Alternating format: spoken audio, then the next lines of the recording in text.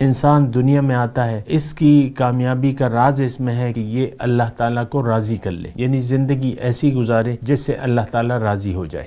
اس وقت دنیا میں دو گروہ ہیں، ایک وہ لوگ ہیں جو اللہ کی مرضی کو نظر انداز کر کے زندگی گزار رہے ہیں، اور بہت تھوڑے ایسے لوگ ہیں جو اللہ کی مرضی کے مطابق زندگی گزار رہے ہیں، اور ان کی کوشش یہ ہے کہ اللہ تعالیٰ ان سے راضی ہو جائے۔ تمام کوششوں کا جو مرکز واحد ہے وہ یہ ہے کہ وہ ہر کام میں اللہ کی رضا کو مد نظر رکھ کے زندگی گزارتے ہیں۔ یہ لوگ جو ہیں کامیاب ہو جائیں گے۔ جن سے اللہ تعالیٰ راضی ہو گیا وہ کامیاب ہو گئے۔ کن لوگوں سے اللہ تعالیٰ راضی ہوگا؟ جنہوں نے اللہ کو راضی کرنے کے لیے کوشش کی۔ یہ بات ذرا نوٹ کر لیں، اصل جو ہے رضا الہی ہے۔ صحابہ کرام کو جو درجہ ملا ہے، یعنی ہر صحابی کے ساتھ آپ جو لقب لگاتے ہیں رضی اللہ تعالی عنہ، کہ اللہ تعالیٰ ان سے راضی ہو گیا، اس کی وجہ یہ تھی کہ پیارے نبی نے ان کو مقصد ہی یہ دیا تھا کہ تم ایسے زندگی گزارو کہ اللہ تم سے راضی ہو